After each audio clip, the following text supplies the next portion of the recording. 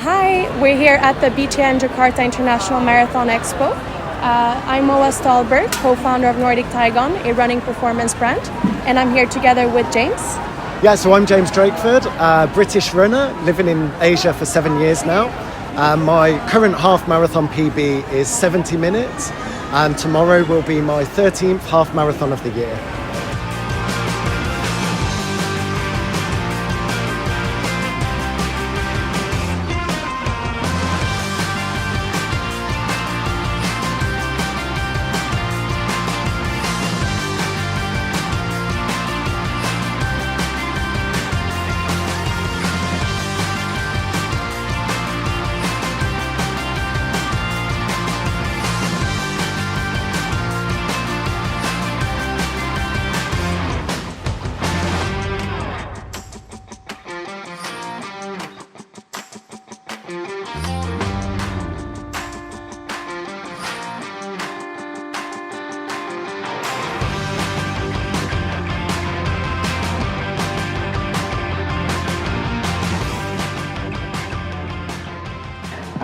How do you adjust your pacing in hot and humid conditions compared to cooler races? Yeah, so what I tend to find is your hot and humid races, over the course of a half marathon, I'd probably say that I'm going to be a good 2 or 3 minutes slower than I would be in a winter race.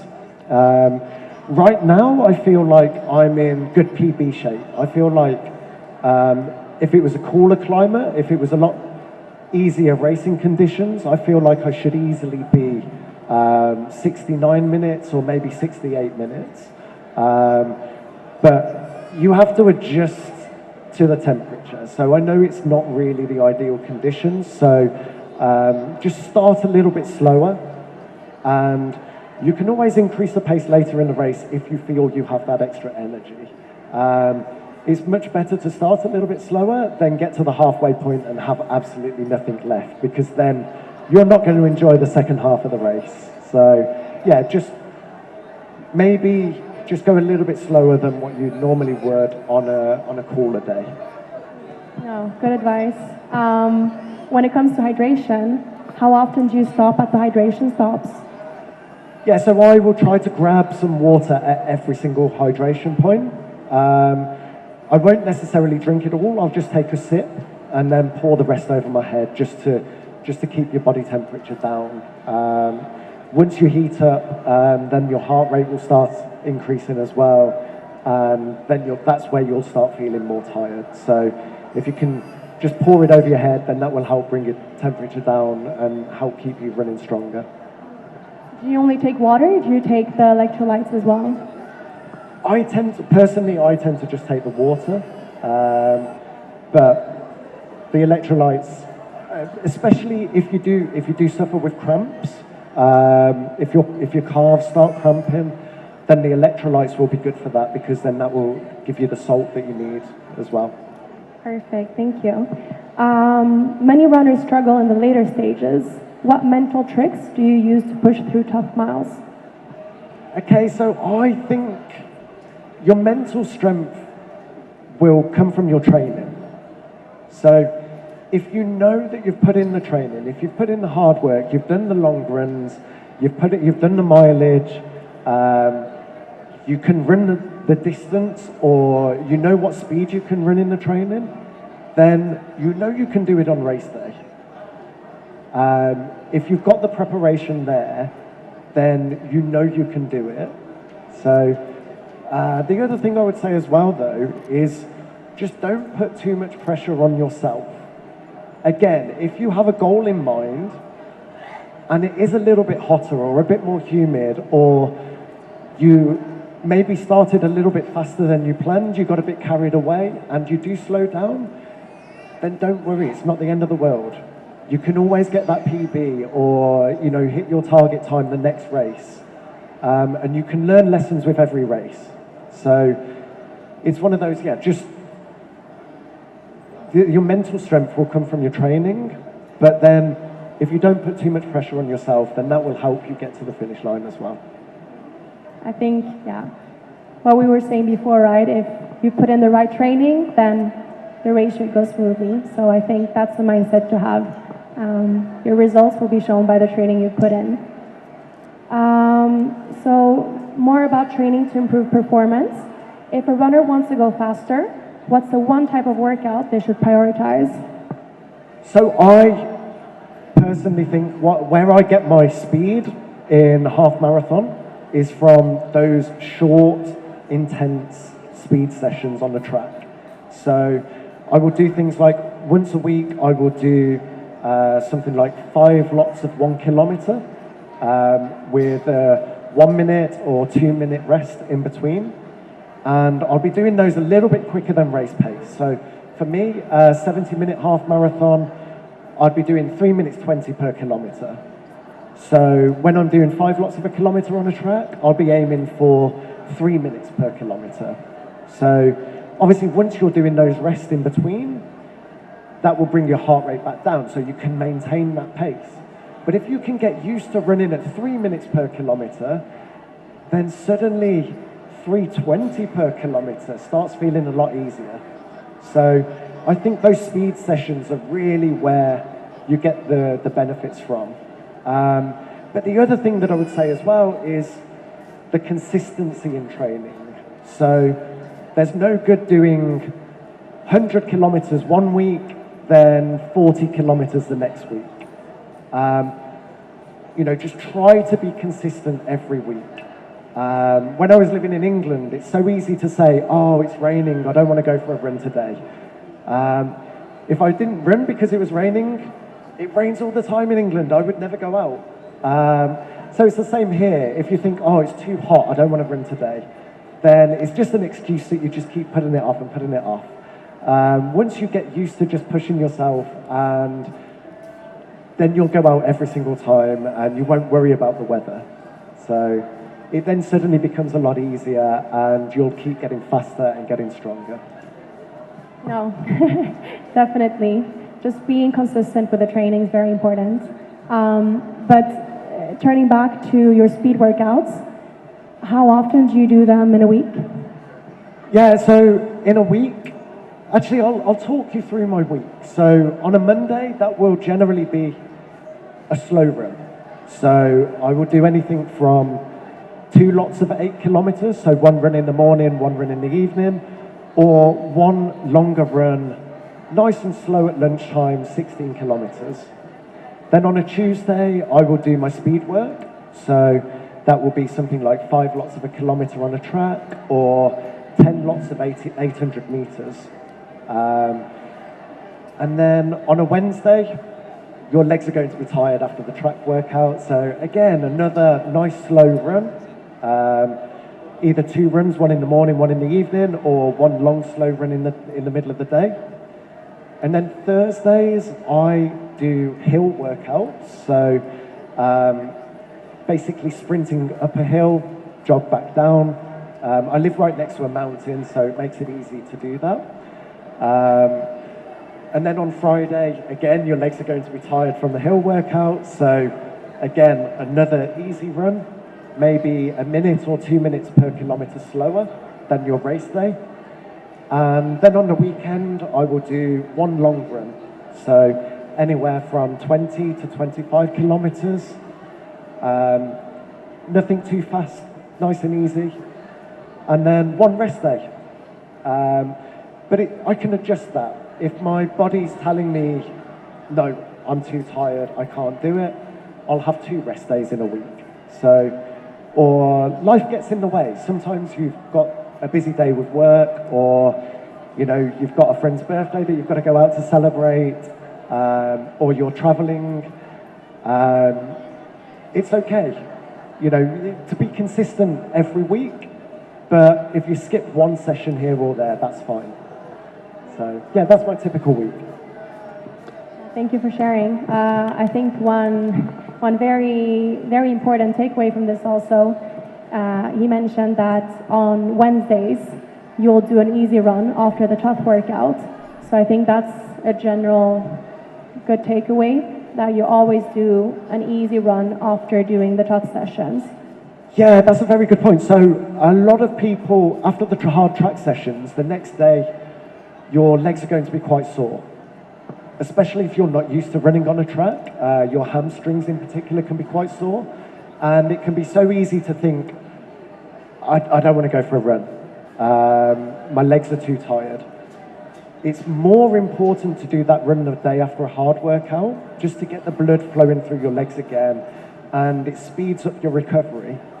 And that also equates for your race as well. So when you do the race tomorrow, Monday morning your legs might feel sore. Don't skip that run.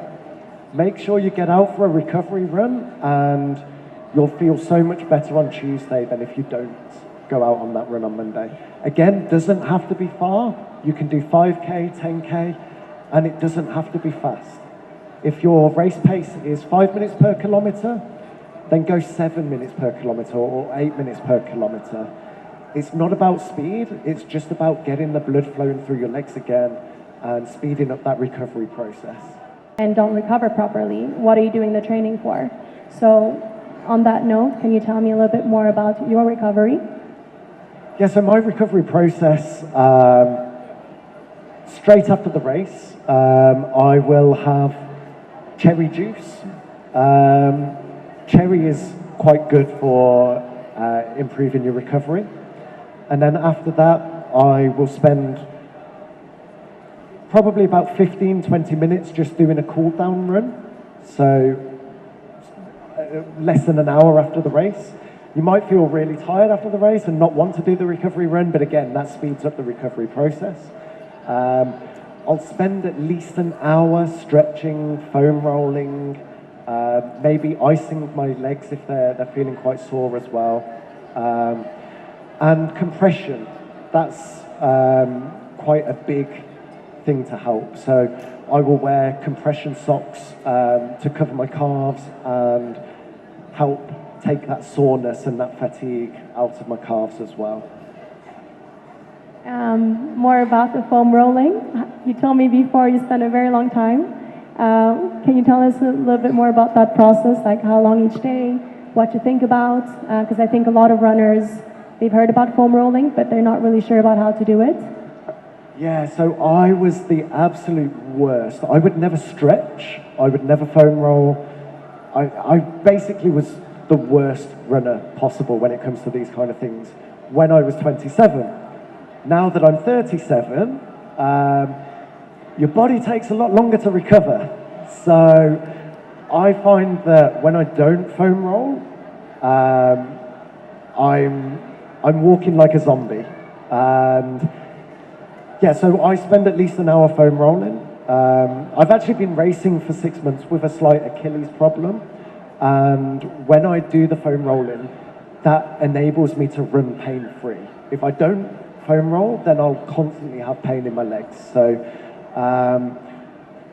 one thing that I tend to do is a lot of people, when they foam roll, they will just roll forward, backwards really quick. What I tend to do is I just find that point where it feels quite sore, and then I'll just stay on that point and just rock ever so gently until that lightens up, and then I'll find the next point that's quite sore. So I spend about 20 minutes on each calf, and then I will spend another 20 minutes on my hamstrings and my quads. So I'll do at least an hour a day.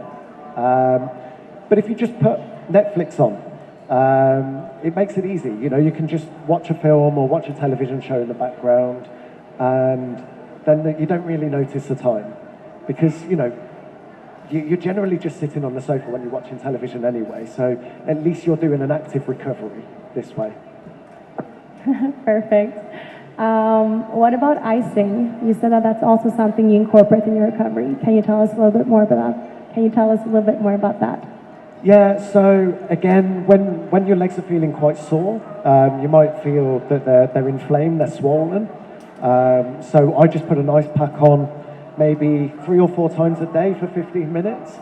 You know, I sit at a desk. As a travel journalist, I'm on my laptop quite a lot. So, you know, if you're just sat down throughout the day, then you can always find 15 minutes here or there to do that. But then also with inflammation, you can do things like you can drink ginger and turmeric tea. They have quite good anti-inflammatory properties that can help your legs recover quickly. And eating pistachios, that's got quite good anti-inflammatory properties as well. So pistachios are quite good for helping your recovery if your legs are quite sore and swollen. I didn't know about the pistachio. I'll try that out. Last one on training to improve performance. What's a common mistake you see runners make when trying to improve their speed? So the number one mistake I see runners make when trying to improve their speed is running too fast. So I talk through my typical training week, and you'll have noticed I'm only running fast 2, maybe 3 days a week. I'd say 80% of my runs are slow. And this is the thing as well. So when I'm doing my track training on a Tuesday, if I run really fast on a Monday, I'm going to be too tired to run fast on the Tuesday. So I'm not getting the best out of my sessions. So take your easy days easy and your hard days hard.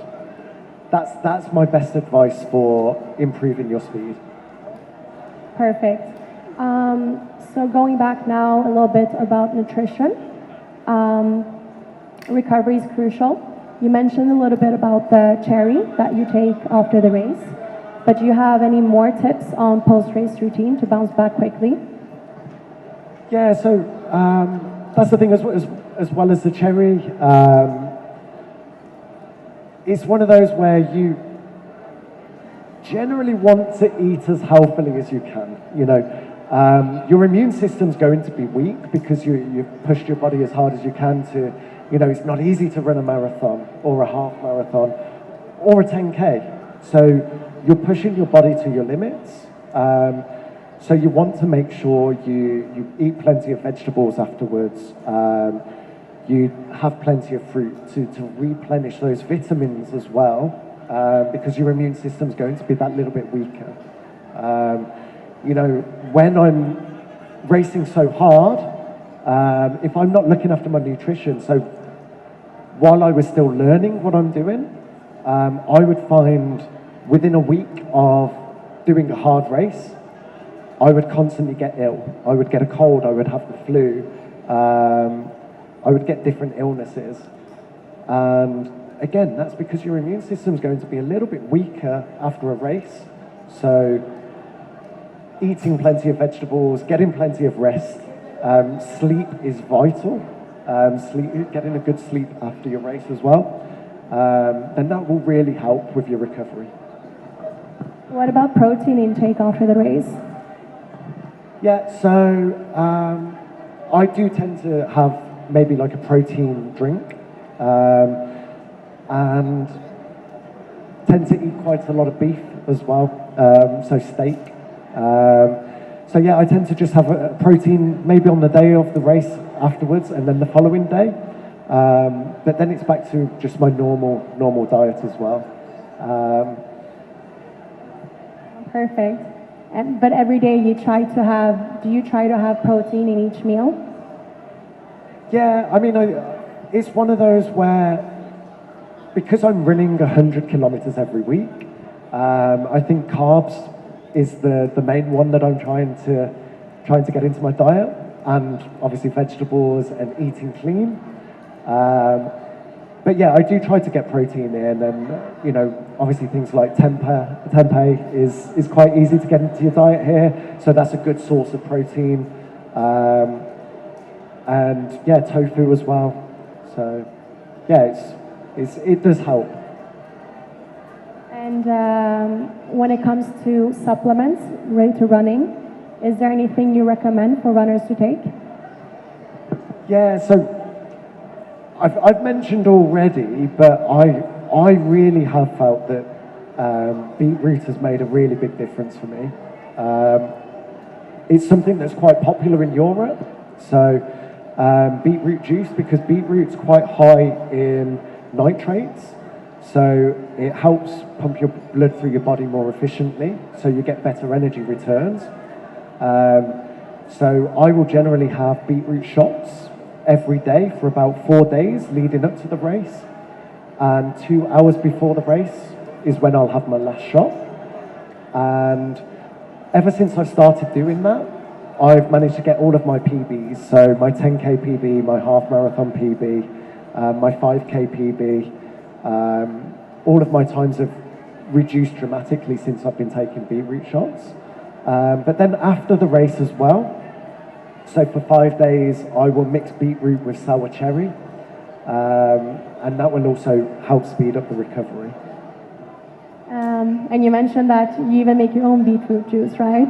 So if you can't find it in the store, then all you need is a juicer, correct? Yes, it's as simple as that. So just buy your beetroots, put it in a juicer machine. I mix it with a little bit of lemon juice, just to take away that bitterness. But yeah, it's simple, easy to make. Perfect, good advice. So on to the next topic, gear and race day prep. What's your advice on choosing the right clothing for a marathon, especially in hot conditions? Yeah, so I think what you're wearing can make a big difference.